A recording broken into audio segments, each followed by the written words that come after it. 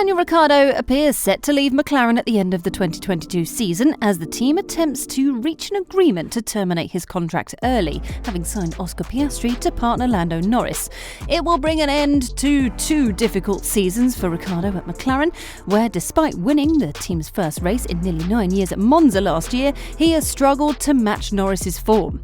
McLaren has made it clear that its long-term goal is to return to the top of Formula One, investing in new facilities such as an on-site wind tunnel in Woking and making other improvements to compete with the bigger teams while staying under the budget cap. And for the time being, all indications are that Ricciardo will not be a part of that promised brighter and bigger future. Nonetheless, when asked what keeps him motivated, Ricciardo made a point to reaffirm his dedication to the sport.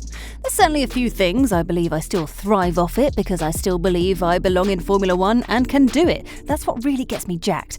And the love of it, as well as knowing any weekend it could be there, it could be around the corner. Monza last year, a week before at Zandvoort, nobody was predicting that, not even myself. So even just the thought of a weekend like that could be 1 week away is pretty cool. Interestingly, Ricciardo has also pointed to fellow competitor Sergio Perez as a source of inspiration, citing the Mexican driver's own struggles before landing in a front-running team.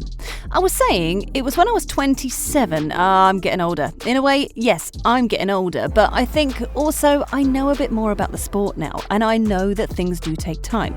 We all believe we can win, so it's like, well, I want to win tomorrow, but it's not always like that. Even now, talking about 2024 or 25, in a way, it's hard to think that far ahead.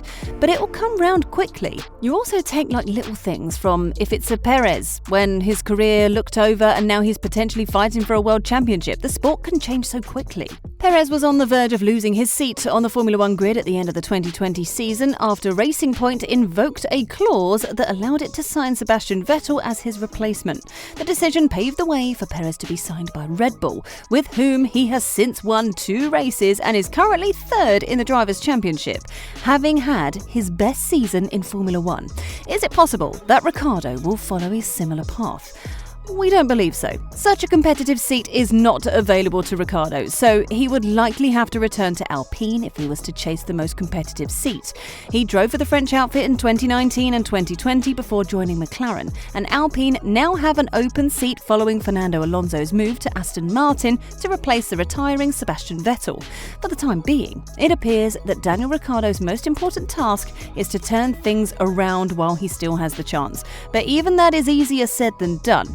Much was expected of the McLaren-Ricciardo partnership when the Australian signed with the team in 2021, but he has yet to deliver. Ricciardo did successfully return McLaren to the top step of the podium by winning the 2021 Italian Grand Prix, but his overall performance has been criticised. For much of that season, Ricciardo was outperformed by teammate Lando Norris, a trend that has continued into 2022, despite a significant change in the regulations. The mood in the camp is certainly not ideal, but McLaren team principal Andreas Seidel says that getting caught up in the disappointment will not help McLaren or Ricciardo, and that they must instead continue to look for a way to make that breakthrough. It is clear that if you look at how the season has gone so far with Daniel, he's disappointed, and we are disappointed as well. But in the end, frustration or disappointment doesn't help you moving forward. The most important thing is to keep going with a clear ambition to make it work. That's why we put in a lot of energy within the team in order to see what we can do on the car side, for example, to help him feel more comfortable with the car, especially when it comes to qualifying, when he has to push the car to the absolute limit. Also from his side, he's absolutely committed and puts in a lot of energy together with the engineers also back home in Woking to find these last percentages which are missing from time to time. The short version of Daniel Ricciardo's Formula One career is that everything went swimmingly until he joined McLaren in 2021. But the truth is that it's never been that simple, and it's often forgotten that when he came to the most crucial fork in the road years ago, he was dealing with some unfortunate setbacks.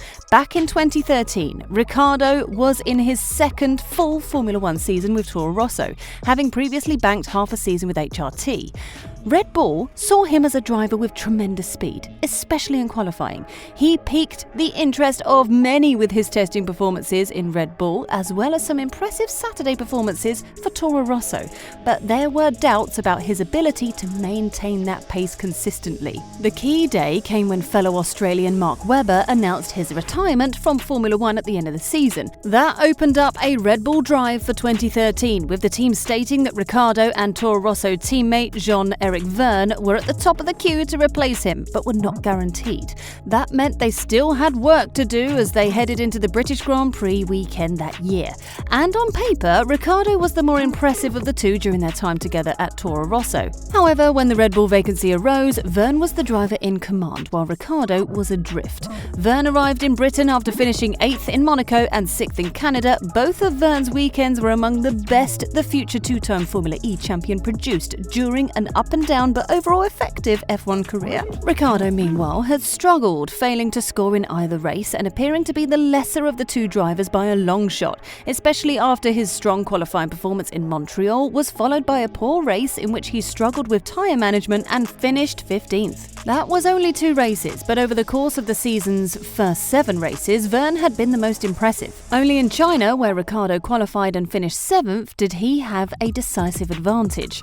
This prompted Ricciardo to do some soul-searching, as well as a thorough examination of his approach and his side of the garage. He had a hunch that Red Bull believed he was the better all-round prospect than Vergne, but this was an ideal opportunity to put intense pressure on the pair to see how they responded. For Red Bull, and in particular Helmut Marko, the mentality of a driver and reaction to adversity are important factors. And the 3 key races before the summer break were naturally the most important. Ricciardo qualified 5th in Silverstone, 6th in Nürburgring and 8th in Hungary. Only the British GP produced points, with Ricciardo finishing 8th, but the way he overcame setup issues in Germany impressed Red Bull, even though his car pace meant he faded out of the points. Meanwhile, Vergne showed good pace at Silverstone before a wind-related incident ruined his qualifying, then was nowhere at the Nürburgring. At Spa, the pair was closer, though a risky 2-stop strategy hurt Ricciardo's race compared to Vergne's 3-stopper. Despite this, he finished 10th to Vergne's 12th, and by that point, Ricciardo had answered all of Red Bull's questions about him. He was confirmed as a Red Bull driver shortly after the Belgian GP. What Ricciardo did in 2013 demonstrated his mental fortitude. It also demonstrated his ability to diagnose problems and modify his approach to improve performances during a period when he was refining a style that would make him arguably F1's standout performer the following year. But why are we telling you about Ricciardo's exploits in 2013? It is crucial to understand that, while the 33-year-old has struggled in the last year and a half, we believe he has what it takes to turn things around. After all, it hasn't been that long since we saw Ricciardo at his best, when he defeated Max Verstappen in 2017, won his long-awaited Monaco Grand Prix triumph in 2018, or even wowed us at Monza last year.